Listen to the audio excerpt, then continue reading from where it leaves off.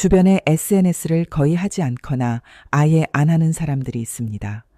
단톡방에서는 며칠씩 조용한데 막상 만나면 내 얘기를 누구보다 잘 들어주는 사람입니다. 계정은 있는데 게시물은 하나도 없고 스토리는커녕 프로필 사진도 예전 그대로인 사람입니다. 처음엔 다들 이렇게 생각합니다. 바쁜가 보다, 성격이 내성적인가 보다, 디지털에 약한 세대인가 보다. 그런데 이상합니다. 막상 만나보면 전혀 바빠 보이지 않습니다. 여유롭고 말도 차분하고 괜히 사람을 불안하게 만드는 조급함이 없습니다. 자기 일도 묘하게 잘 굴러가고 있습니다. 이상하게 흔들리지 않습니다. 오늘은 이 사람들 이야기입니다. SNS를 안 하거나 멀리하는 사람들의 머릿속에는 과연 무엇이 들어있을까요? 왜 이들은 보여주지 않으면서도 오히려 더 단단해졌을까요? 이 이야기를 끝까지 들으시면 여러분의 하루 사용법이 조금 달라질지도 모릅니다. 잠깐만요.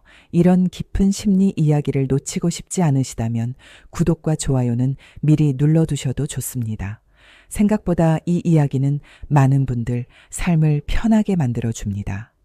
우리는 지금 보여주는 것이 곧 능력처럼 취급되는 시대에 살고 있습니다. 사진 한 장이 나를 증명하고 게시물 하나가 내 일상을 대신 설명합니다. 그런데 그 흐름에서 조용히 빠져나온 사람들이 있습니다.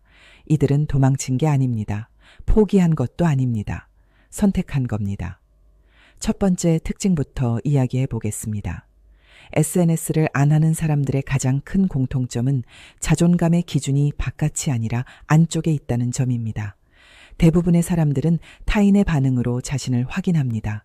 좋아요 숫자가 많으면 기분이 좋아지고 반응이 없으면 괜히 마음이 가라앉습니다. 댓글이 달리면 안심이 되고 조용하면 나만 뒤처진 것 같은 기분이 듭니다. 이게 이상한 게 아닙니다. 사람은 원래 인정받고 싶어 하는 존재니까요. 하지만 SNS를 안 하는 사람들은 다릅니다. 이 사람들은 이렇게 묻습니다. 오늘 내가 해야 할 일을 해냈는가? 오늘 내가 중요하게 생각하는 가치를 지켰는가? 오늘 내가 나 스스로에게 부끄럽지 않은 하루였는가? 이 질문에 예라고 답할 수 있으면 충분합니다. 누가 알아주지 않아도 괜찮습니다. 이들의 자존감은 타인의 시선이 아니라 자기 자신과의 약속에서 나옵니다.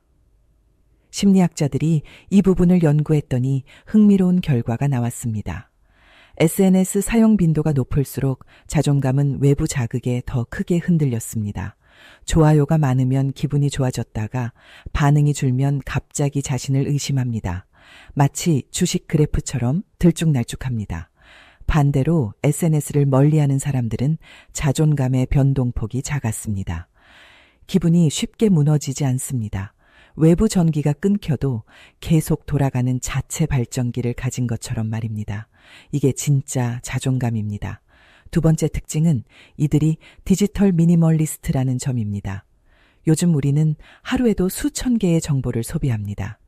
아침에 눈 뜨자마자 알림이 쏟아지고 남의 생각, 남의 일상, 남의 감정이 끊임없이 들어옵니다. 뇌는 쉬지 못합니다. SNS를 안 하는 사람들은 이 정보 홍수에서 의도적으로 빠져나온 사람들입니다. 이들의 머릿속은 비교적 조용합니다. 소음이 줄어드니 자기 생각이 또렷하게 들리기 시작합니다. 신경과학자들은 말합니다. 사람의 뇌에는 하루에 사용할 수 있는 결정 에너지가 정해져 있다고요. 아침에는 가득 차 있지만 결정을 할수록 조금씩 달아갑니다. 오늘 뭐 입을지, 이 글에 반응할지 말지, 이 사진을 올릴지 말지, 이 사람을 팔로우할지 말지, SNS는 하루 종일 아주 작은 결정을 반복하게 만듭니다. 이게 쌓이면 정작 중요한 선택 앞에서 뇌가 지쳐버립니다. SNS를 안 하는 사람들은 이 불필요한 결정에서 자유롭습니다. 그래서 정말 중요한 순간에 더 침착한 판단을 내립니다. 세 번째 특징은 이들이 현실 감각이 매우 예리하다는 점입니다. SNS는 가공된 세계입니다. 필터가 있고 각도가 있고 편집된 순간만 있습니다. 이 안에 오래 있으면 어느 순간 헷갈리기 시작합니다. 이게 내가 진짜 원하는 건지 아니면 남들에게 좋아 보이기 위한 건지 말입니다. SNS를 안 하는 사람들은 이 혼란에서 비교적 자유롭습니다. 라면을 먹으면 그냥 라면을 먹습니다. 사진을 찍기 위해 면발을 들지 않습니다. 여행을 가면 인증샷보다 바람과 냄새와 소리에 집중합니다. 실제로 한 실험에서 사진을 찍으며 여행한 사람들과 그냥 경험한 사람들의 기억을 비교했더니 차이가 분명했습니다. 사진을 찍은 사람들은 사진 속 장면은 기억했지만 감각은 흐릿했습니다. 아무것도 찍지 않은 사람들은 냄새와 온도와 느낌을 또렷하게 기억했습니다. 카메라를 들면 뇌는 기억을 외주화합니다. 기록했으니 기억하지 않아도 된다고 판단합니다. SNS를 안 하는 사람들은 기록보다 경험을 택합니다. 그래서 현실이 더 선명합니다. 여기까지 들으시면서 조금 궁금해지셨을 겁니다. 이 사람들은 인간관계는 어떻게 할까요? 외롭지는 않을까요? 다음 이야기에서 SNS를 안 하는 사람들이 관계를 어떻게 다루는지, 그리고 왜 오히려 더 깊은 관계를 유지하는지 본격적으로 이야기해 보겠습니다. SNS를 안 하는 사람들의 네 번째 특징은 관계를 양이 아니라 질로 바라본다는 점입니다. SNS는 관계를 늘리기에는 아주 편리한 도구입니다. 버튼 몇 번만 누르면 수백 명과 연결됩니다. 하지만 이 연결이 과연 관계일까요? 1년에 한 번 생일 축하 메시지를 주고받는 사이, 서로의 근황을 정확히 모르지만 게시물만 보고 잘 지내는 줄 아는 사이.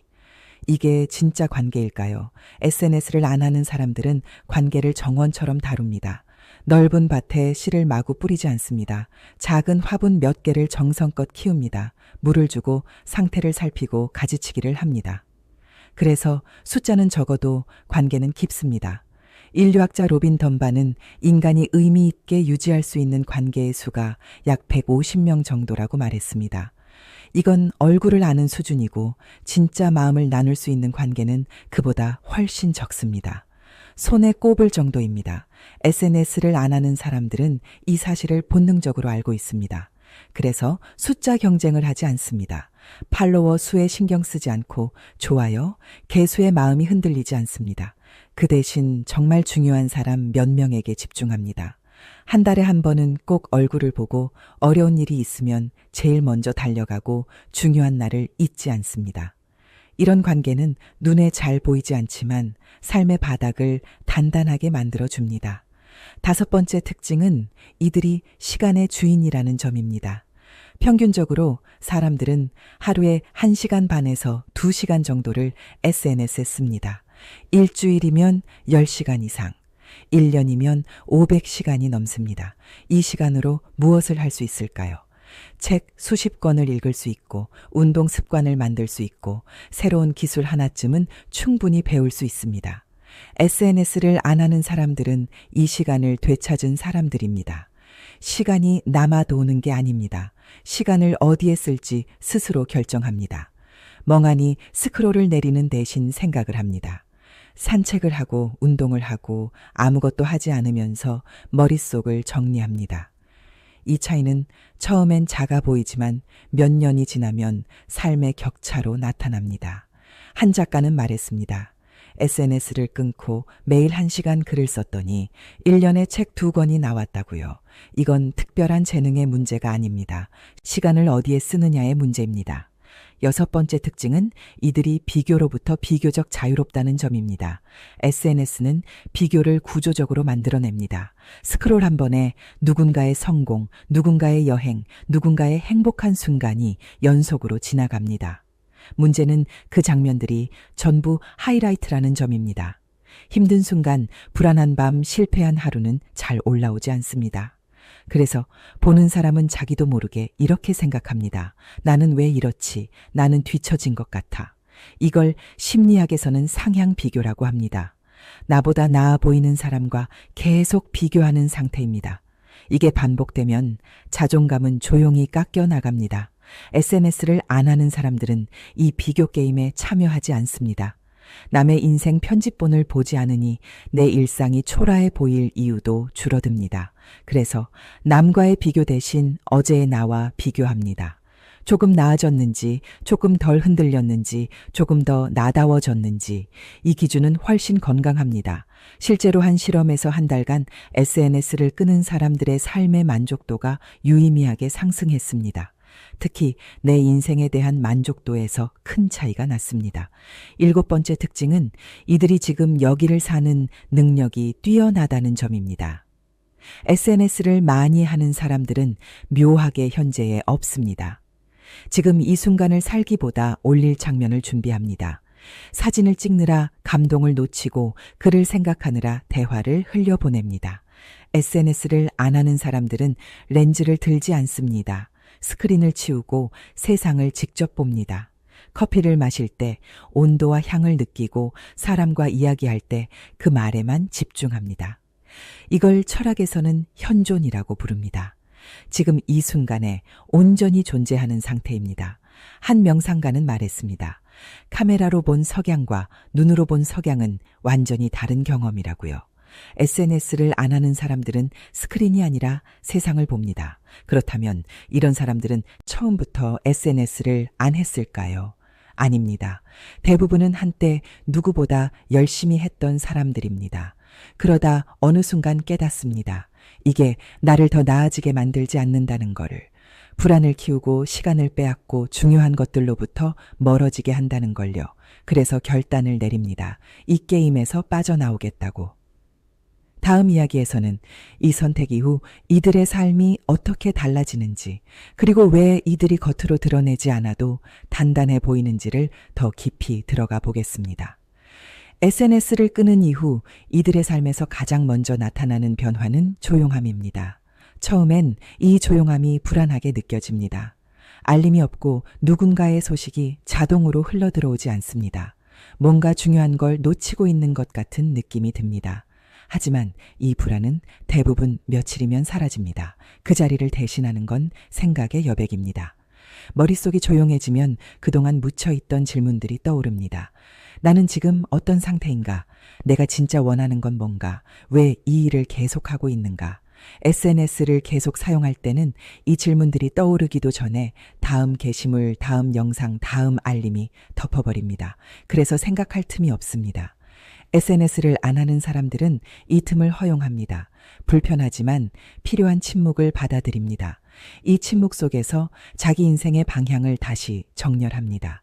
이게 바로 내면이 단단해지는 첫 단계입니다. 이들은 보여주기 위한 선택을 하지 않습니다. 어디를 가든 무엇을 하든 이게 콘텐츠가 될까를 먼저 생각하지 않습니다. 그래서 선택의 기준이 단순해집니다. 내가 진짜 원하는가? 내게 의미가 있는가? 이 기준은 속도가 느릴 수는 있어도 방향이 흔들리지 않습니다. 주변 사람들은 이들을 이렇게 평가합니다. 조용한데 묘하게 중심이 있다. 말이 많지 않은데 신뢰가 간다. 자기 일은 확실히 해낸다. 이게 어디서 오는 걸까요? 바로 일관성입니다. SNS를 하지 않는 사람들은 자기 삶의 무게중심이 외부 반응에 있지 않습니다. 그래서 말과 행동이 어긋날 필요가 없습니다. 보여주기 위한 말 이미지를 위한 행동을 하지 않기 때문입니다. 이 일관성은 시간이 지날수록 사람들에게 안정감을 줍니다. 그래서 이들은 인맥을 넓히지 않아도 필요한 순간에 사람이 모입니다. 또 하나 중요한 변화가 있습니다. 이들은 감정 소비가 현저히 줄어듭니다. SNS에는 감정을 자극하는 요소가 너무 많습니다. 분노를 부르는 뉴스 질투를 부르는 성공담 불안을 키우는 비교 슬픔을 자극하는 이야기. 하루에도 수십 번씩 감정이 흔들립니다. SNS를 안 하는 사람들은 이 감정 롤러코스터에서 내려옵니다. 그래서 감정이 단조로워지는 게 아니라 안정됩니다. 기쁠 때는 충분히 기쁘고 슬플 때는 조용히 슬퍼합니다. 감정이 과장되지 않습니다. 이건 무감각과 다릅니다. 오히려 감각이 예민해집니다. 작은 기쁨을 느끼고 사소한 불편을 빠르게 알아차립니다. 이런 사람들은 자기 감정을 설명할 줄 압니다. 왜 불편한지, 왜 이 선택이 싫은지, 왜 이 사람과 거리를 두고 싶은지 SNS를 통해 감정을 배출하지 않기 때문에 자기 안에서 정리하는 능력이 발달합니다. 그래서 인간관계에서도 불필요한 폭발이 줄어듭니다. 참다가 터지는 일이 적고 애초에 무리한 관계를 만들지 않습니다. 이들은 갈등을 키우지 않고 갈등이 생길 구조를 미리 피합니다. 이게 바로 어른의 사회적 기술입니다.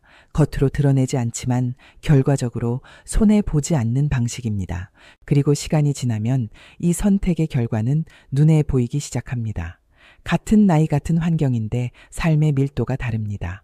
한 사람은 늘 바쁘다고 말하지만 남는 게 없고 다른 한 사람은 여유로워 보이는데 자기 세계가 있습니다. SNS를 안 하는 사람들은 대체로 후제에 가깝습니다. 겉으로는 조용하지만 속은 바쁘게 움직입니다. 생각하고 정리하고 쌓아 올립니다. 다음 이야기에서는 이들이 왜 성공이나 성취 앞에서도 유난히 담담해 보이는지, 그리고 왜 나이가 들수록 더 강해지는지를 구체적으로 풀어보겠습니다. SNS를 하지 않는 사람들은 성공 앞에서도 비교적 담담합니다.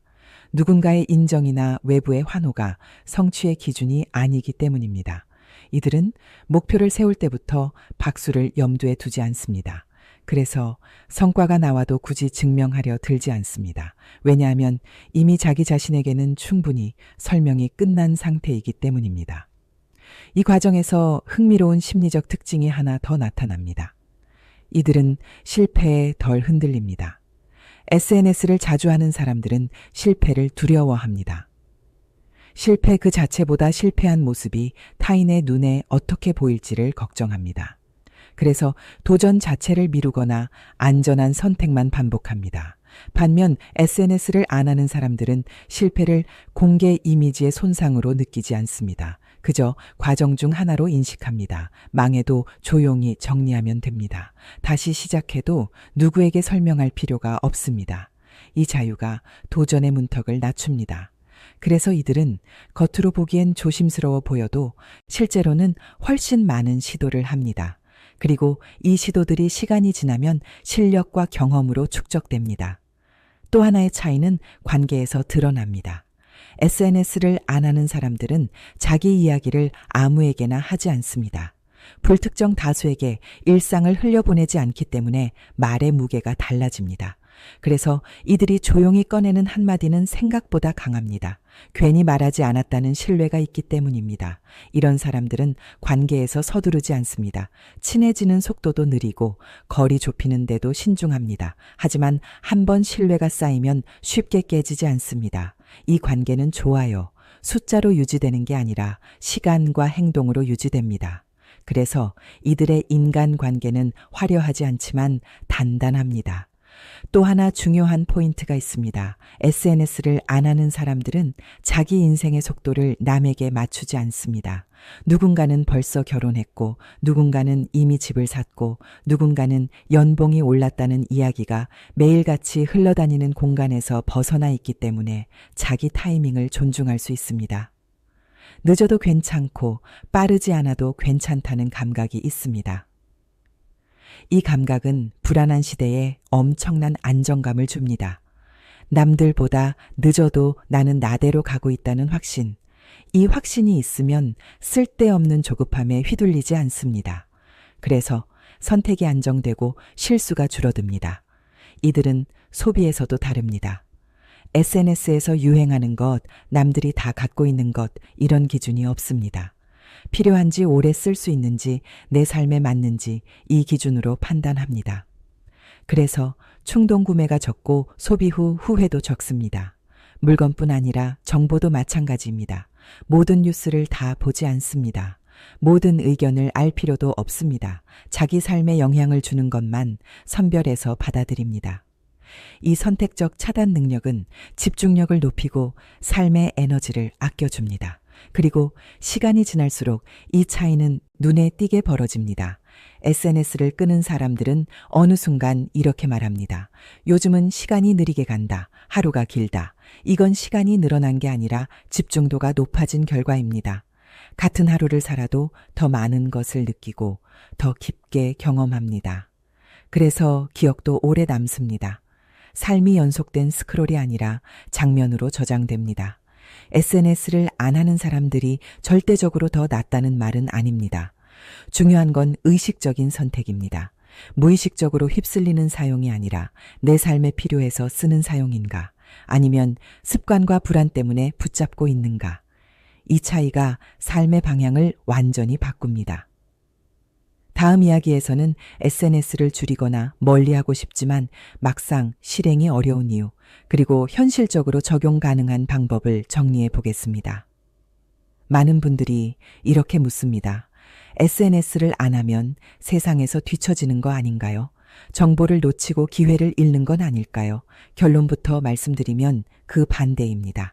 SNS를 안 하는 사람들은 정보를 덜 아는 게 아니라 불필요한 정보를 덜 아는 사람들입니다.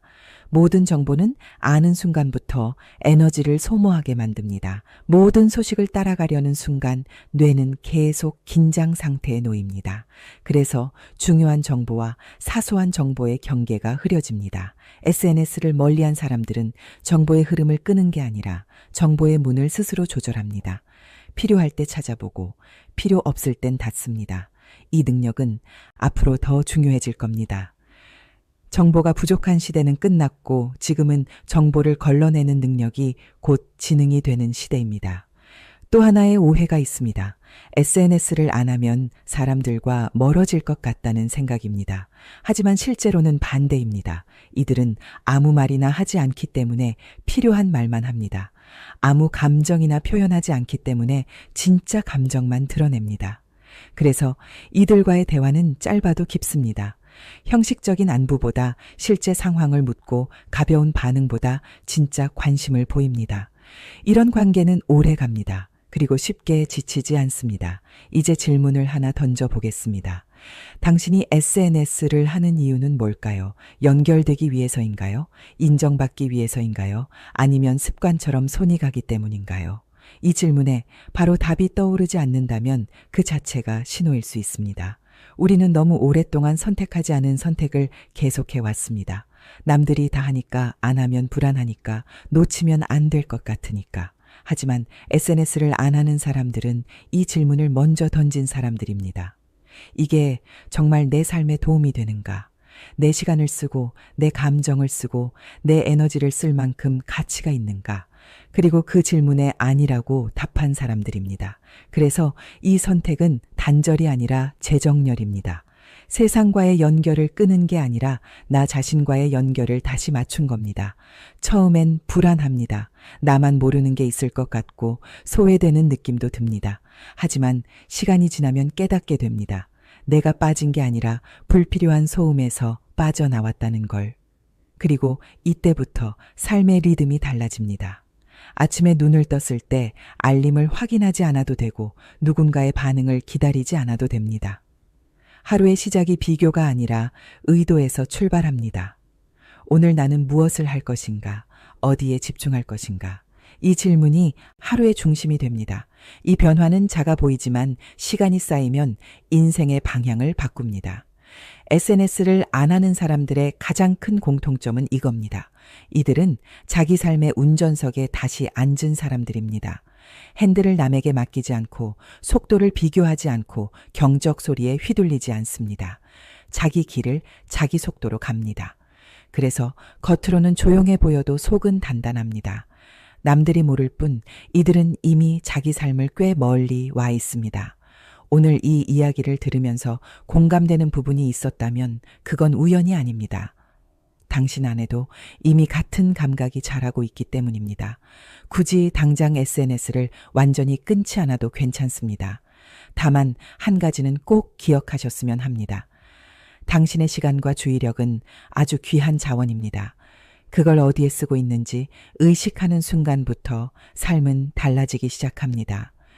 보여주기 위한 삶보다 느끼는 삶으로, 반응을 기다리는 삶보다 선택하는 삶으로, 그 첫걸음은 생각보다 아주 조용하게 시작됩니다.